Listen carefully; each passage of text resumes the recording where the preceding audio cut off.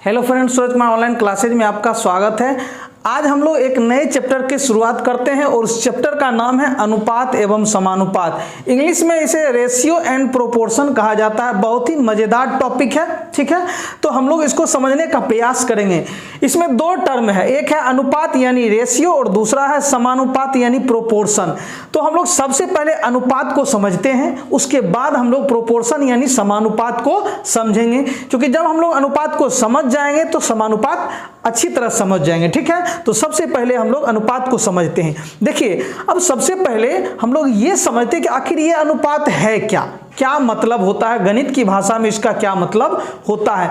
तो अनुपात का मतलब दो चीज होता है, ठीक है। या तो ये मतलब होता है या ये मतलब होता है। तो पहले हम लोग दोनों को देख लेते हैं, उसके बाद बारी बारी से दोनों को समझने का प्रयास करेंगे कि आखिर ये अनुपात का मतलब क्या चीज होता है, क्या समझ में आता है अनुपात से, ठीक है। तो देखिए, हमने लिखा है यहाँ दो या दो से अधिक सजातीय राशियों। अनुपात का मतलब होता है कि दो या दो से अधिक सजातीय राशियों की तुलना का बोध होता है, ठीक है। किसका बोध होता है? तुलना का। इसको हम लोग कहते हैं कंपैरिजन। अभी हम लोग समझते हैं कि आखिर ये क्या होता है। एक तुलना का बोध होता है किसके बीच? या तो दो हो सकता है या दो से अधिक राशियां हो सकती है, लेकिन राशियां कैसी होनी चाहिए? सजातीय। अभी समझेंगे, ठीक है। और दूसरा, या तो ये मतलब होता है अनुपात का, या दूसरा मतलब होता है कि दो या दो से अधिक सजातीय राशियों के बीच संबंध का बोध होता है। यानी अनुपात का मतलब एक तुलना का बोध होता है और दूसरा हमारा संबंध का बोध होता है। दो चीजों का बोध होता है। हमारी समझ में अनुपात से क्या आता है कि हाँ, ये जो है वास्तव में दो या दो से अधिक सजातीय राशियों के बीच तुलना का बोध होता है, यानी तुलना करता है, और दूसरा क्या करता है? तो संबंध को बतलाता है। अब हम लोग बारी बारी से समझते हैं विभिन्न उदाहरण के माध्यम से, तब ज्यादा क्लियर होगा। हमने देखा कि आज हम लोग चूंकि कौन सा चैप्टर शुरू किए हैं? अनुपात एवं समानुपात, रेशियो एंड प्रोपोर्शन। अनुपात को रेशियो कहा जाता है और समानुपात को प्रोपोर्शन। हम सबसे पहले अनुपात पढ़ रहे हैं और अनुपात का दो मतलब होता है। एक होता है तुलना का बोध होता है किसके बीच? तो या तो दो हो सकता है या दो से अधिक सजातीय राशियां हो सकती है। और दूसरा क्या है? संबंध का बोध होता है किसके बीच? या तो दो राशि हो सकती है, दो से अधिक, लेकिन राशियां कैसी होनी चाहिए? तो सजातीय। अब हम लोग आगे बढ़ते हैं, मतलब पहले इसको समझेंगे फिर इसको समझेंगे, ठीक है।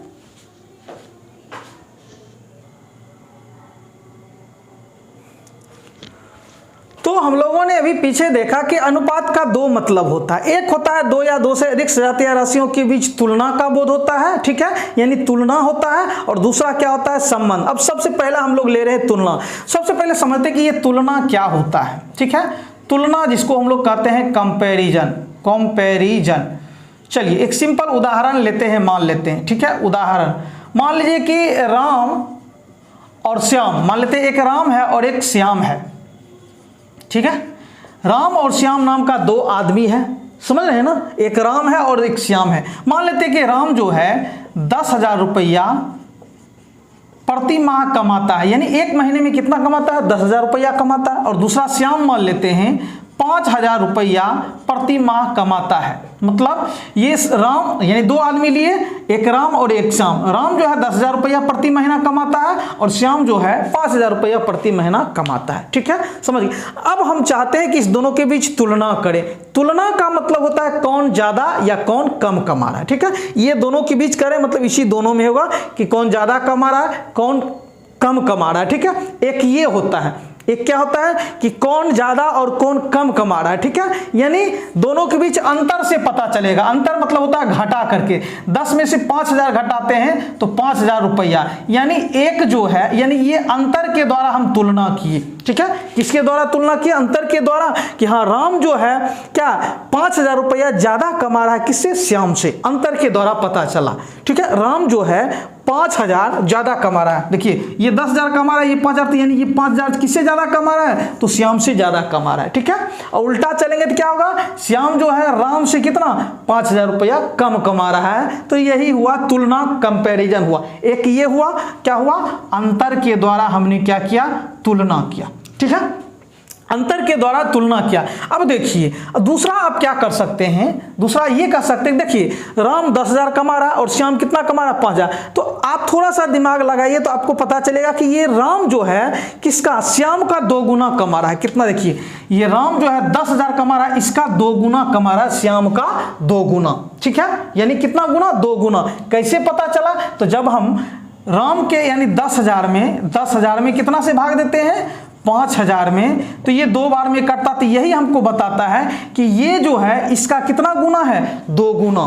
तो ये भी हमारा एक तुलना हुआ, ये हुआ भाग द्वारा तुलना करना। क्या द्वारा, भाग द्वारा तुलना करना। ठीक है, तुलना करना मतलब 2 तरीके से तुलना कर सकते हैं। एक अंतर यानी घटा करके बड़ा में से छोटा, पता चल जाएगा कि कौन कितना कम कमा रहा है और कितना ज्यादा कमा रहा है। ठीक है, एक तुलना ये हुआ। और दूसरा भाग दे करके, यदि हम ज्यादा में कम से भाग देते हैं तो जितनी बार में कटता है इसका मतलब उतना गुना जो है ये कम वाले से ज्यादा वाला कमा रहा है। तो यानी भाग द्वारा और अंतर के द्वारा 2 तरीके से हम तुलना करेंगे। ठीक है, तो हमको तो यहां तुलना तो समझ में आ गया, लेकिन अनुपात का मतलब होता है क्या, तो सिर्फ भाग वाला भाग के द्वारा तुलना होगा, घटा के द्वारा तुलना नहीं होगा। यानी हमेशा ध्यान में रखना है कि अनुपात का मतलब 2 राशियों के बीच या 2 से अधिक राशियों के बीच तुलना तो होगा, लेकिन किसके द्वारा होगा, भाग द्वारा होगा, घटा के द्वारा नहीं होगा अनुपात में।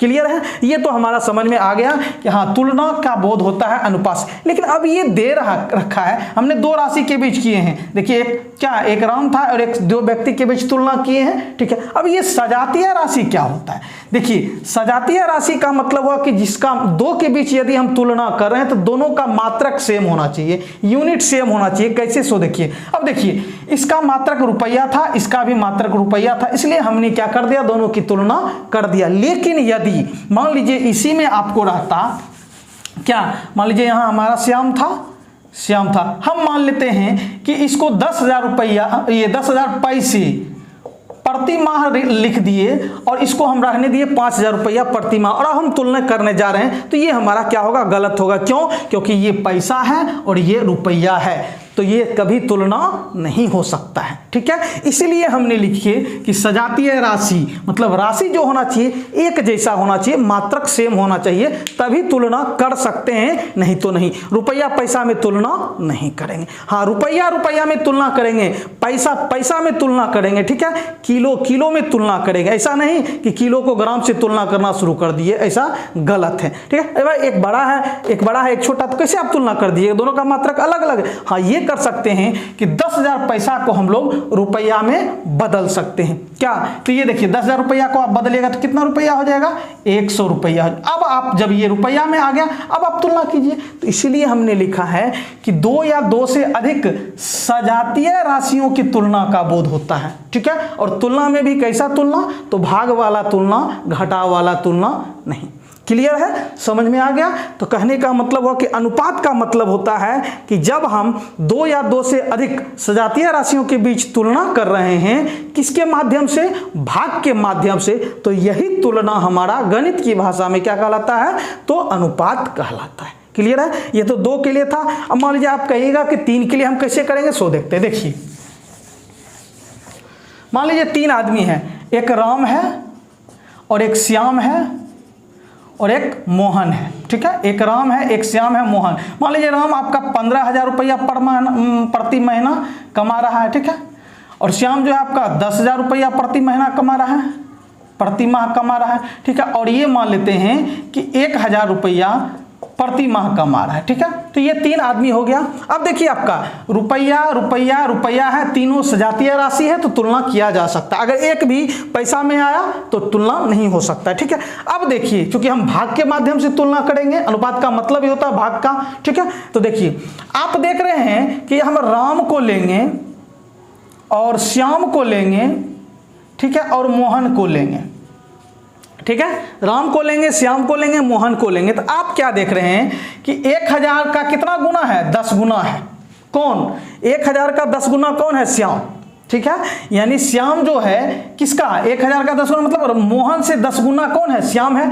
और इससे देखिए अब मोहन से 15 गुना कौन है, तो राम है। मोहन से 15 गुना कौन है, राम है। तो तुलना जब किए तो इसका 10 गुना ये है और इसी का 15 गुना ये है, तो यही जो है हमारा गणित की भाषा में तुलना भाग के द्वारा क्या कहलाता है, अनुपात। अब आप इसको जो है मान लीजिए, ये तो समझ में आ गया कि इसका 10 गुना ये है और इसी का 15 गुना ये है, ठीक है, समझ गए। अब हम इसको मान लेते हैं कि ये गणित के रूप में व्यक्त करना चाहते हैं, तो गणित के रूप में व्यक्त करने का मतलब तुलना करके भाग के माध्यम से कर रहे हैं, इसका मतलब हमको इसको किसमें व्यक्त करना पड़ेगा, अनुपात में। क्योंकि जब भी हम तुलना करेंगे भाग के माध्यम से तो कौन आ जाएगा, अनुपात आ जाएगा। अनुपात कहेगा कि भैया हम ही एक ऐसा टर्म है जो कि आपको भाग के द्वारा तुलना करने के लिए बताएंगे और दूसरा कोई नहीं बताएगा। तब क्या होगा, जनरली हम लोग इसको क्या करेंगे कि मोहन को मोहन देखिए सबसे छोटा मोहन है, तो मोहन को हम मान लेते हैं 1 मानेंगे,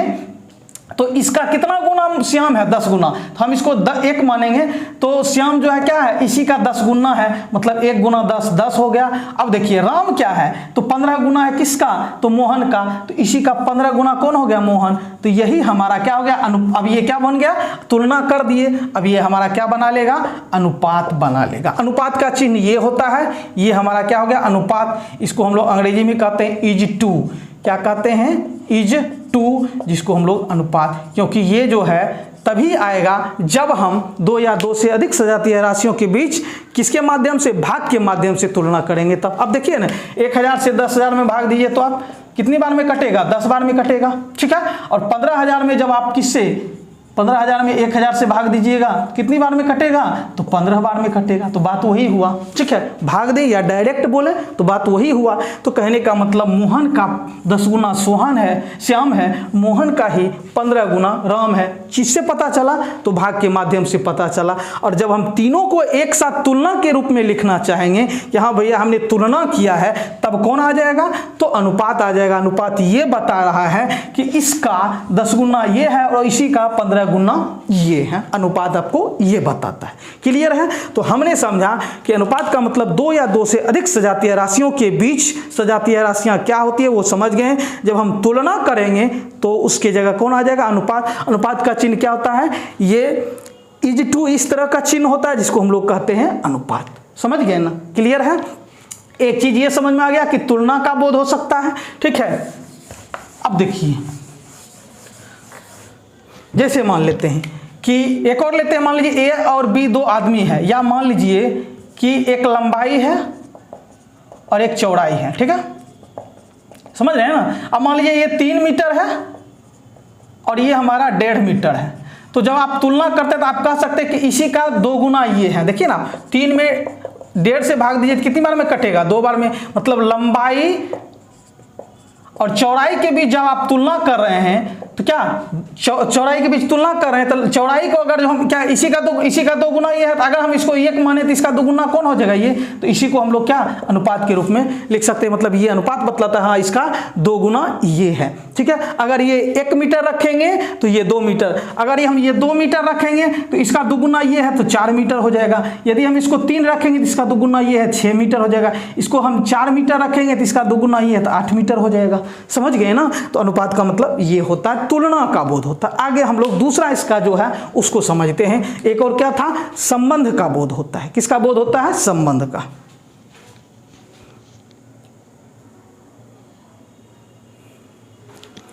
तो हम लोगों ने समझा कि अनुपात का एक मतलब होता है 2 या 2 से अधिक सजातीय राशियों के बीच तुलना, और दूसरा हमारा होता है संबंध। अब मान लीजिए आप तुलना नहीं करना चाहते, संबंध ही जनरली बताना चाहते हैं, तब कैसे होगा। जैसे मान लीजिए कि लंबाई और चौड़ाई का ही लेते हैं, लंबाई चौड़ाई, ठीक है। किसका लेते हैं, लंबाई और चौड़ाई, ठीक है, ठीक है।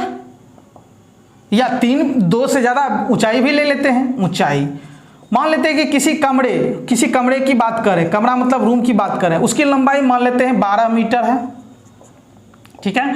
चौड़ाई है 10 मीटर और ऊंचाई है 8 मीटर, तीनों है, लंबाई चौड़ाई और ऊंचाई, यानी 2 से अधिक राशियां हो गई।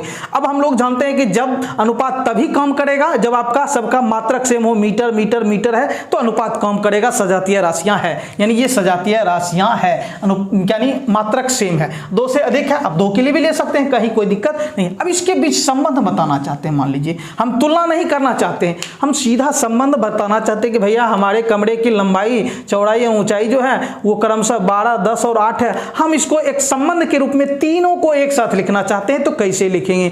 तब आपसे कहा जाएगा कि भैया एक गणित का टर्म है अनुपात, वही आपको इसके बीच संबंध बता सकता है। मतलब अनुपात आकर के तीनों के बीच क्या करेगा? संबंध बताएगा। कैसे? तो यानी लंबाई चौड़ाई, ठीक है, लंबाई चौड़ाई और ऊंचाई का संबंध जो है अनुपात बताता है। मतलब कैसा होगा? तो लंबाई कितना है? 12 अनुपात, चौड़ाई क्या है? 10 अनुपात, और ये ऊंचाई क्या है? 8, यानी तीनों हो गया। अब आप चाहेंगे तो 2 से काट सकते, जब भी काटेंगे तो तीनों को काटेंगे, 3 है तो तीनों को काटेंगे, 2 से काटा जा सकता है। 2 से 2 छक्की 12, 2 पच्ची 10, 2 चौकी 8, यानी 6 अनुपात 5 अनुपात 4। इसका मतलब ये हुआ कि अब ये हमारा क्या हो गया? एक संबंध बन गया, आप इसमें छेड़छाड़ नहीं कर सकते हैं। देखिए अगर आप लंबाई 6 मीटर लीजिएगा तो चौड़ाई आपको 5 मीटर और ऊंचाई आपको 4 मीटर ही लेना पड़ेगा, इसमें आप छेड़छाड़ नहीं कर सकते, क्योंकि अब ये अनुपात क्या बना दिया है? एक संबंध बना दिया है, इसमें छेड़छाड़ नहीं कर सकता। ऐसा नहीं कि इसको मान लेते हैं कि इसको 10 बना देंगे, इसको 5 रहने देंगे, इसको 4, ये गलत है, ये हमारा तब अनुपात क्या हो जाएगा? परिभाषा गलत हो जाएगा, इसलिए अब इसमें छेड़छाड़ नहीं कर सकते हैं। ठीक है, क्लियर है? यानी जब भी कुछ करेंगे इसमें, तो जब भी करेंगे सब में करेंगे। हाँ, मान लीजिए आप इसमें 2 से गुना कीजिए तो इसमें भी 2 से कीजिए, इसमें भी 2 से कीजिए, तब कोई दिक्कत नहीं है। 12 अनुपात 10 अनुपात 8। आपने मान लीजिए इसमें 3 से गुना कर दिया तो हो जाएगा 6 तिया 18, 5 तिया 15, 4 तिया 12। आपका देखिए ना यही चीज आएगा काट के, देखिए 3 से काटिए तो 3 छक्की 18, 3 पच्चे 15, 3 चौक, देखिए सेम आपका वही आ गया ना। तो आप जब भी छेड़छाड़ कीजिएगा तो तीनों में कीजिएगा। क्लियर है? तो यानी कहने का मतलब इस तीनों के बीच संबंध बताने के लिए कौन आ गया? अनुपात आ गया।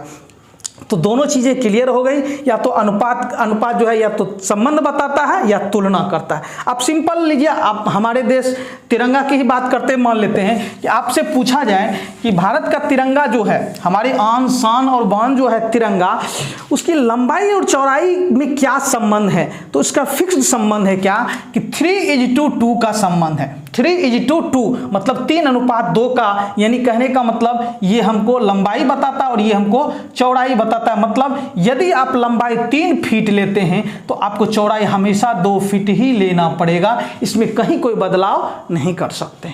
क्लियर है? समझ गए ना? मतलब ये लंबाई और चौड़ाई का संबंध फिक्स है, संबंध बन चुका है, हम इसमें कोई क्या बदलाव नहीं कर सकते। जैसे मान लीजिए कि हमारा जो है अभी जो हमारा यानी एक राजस्थान में जैसलमेर है, राजस्थान में जैसलमेर है, वहां पर भारत पाकिस्तान की सीमा पर एक लोंगे वाला जगह है, लोंगे वाला जगह है। वहां पर जो है एक खादी का बहुत ही क्या विराट तिरंगा बनाया गया है, जिसके लंबाई और चौड़ाई का अनुपात जो है यानी 225 फीट लंबाई है और चौड़ाई जो है 150 फीट है। कितना है? 150 फीट।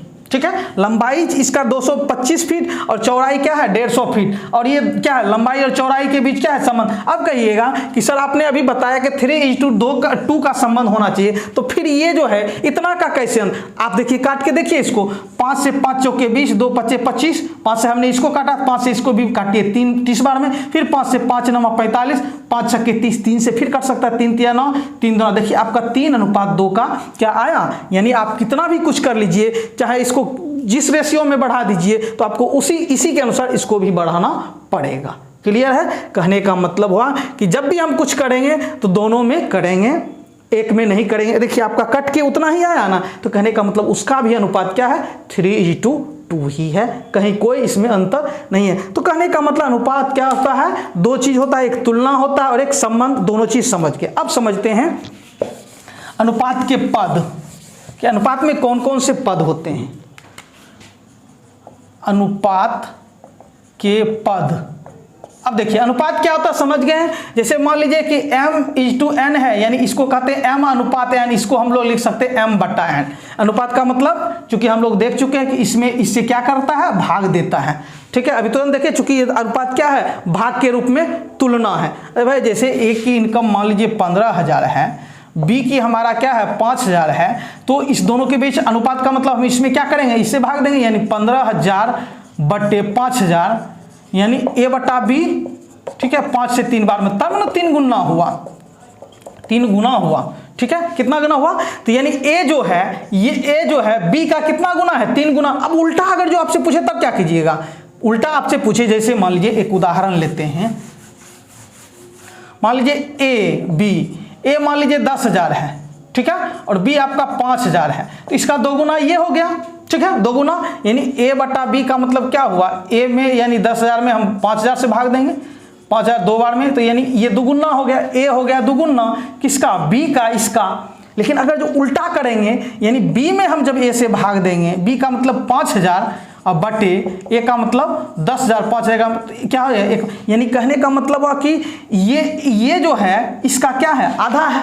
अरे भाई एक जो है इसका क्या हो गया, आधा हो गया, तो एक दुगुना हो जाएगा और एक क्या हो जाएगा, आधा हो जाएगा। अरे भाई एक जो है इसका आधा ही है ना, समझ गए ना। तो कहने का मतलब अनुपात का होता है बटा, ऊपर जो रहता है उसमें नीचे वाले से एक तरह से क्या हुआ, भाग दिए और पता लगाए कि कितना गुना है, यही हुआ। क्लियर है, आगे बढ़ते हैं। अब देखिए हम लोग अनुपात के पद पढ़ रहे हैं। मान लीजिए कि ए अनुपात बी का मतलब क्या होता है, ए बटा बी, ये हमारा अनुपात है। अब देखिए इसमें 2 पद है, एक ए है ऊपर वाला और एक बी है नीचे वाला। जैसे m बटा n ही लेंगे, कुछ भी ले सकते हैं, कोई दिक्कत नहीं है, यानी m बटा n, m अनुपात n को ही हम लोग m बटा n लिखे। अब ऊपर वाले को क्या कहेंगे, नीचे वाले को, तो ये हमारा पूर्व पद कहलाता है।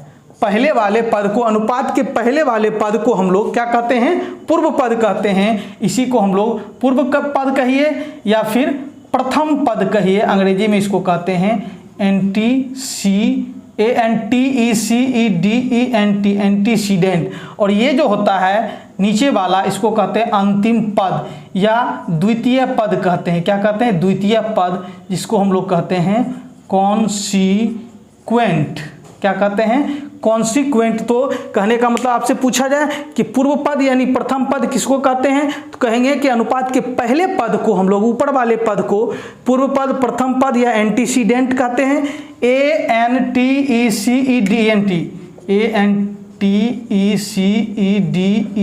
एंटीसीडेंट। और जो नीचे वाला यानी कहने का मतलब लास्ट वाला पद होता है, दूसरा पद, 2 ही पद है, एक ये है और एक ये है। तो पहले वाले पद को पूर्व पद, प्रथम पद एंटीसीडेंट, और दूसरे वाले पद को अंतिम पद, द्वितीय पद जो कहिए, ठीक है, कॉन्सिक्वेंट कहते हैं। ठीक है, क्लियर है।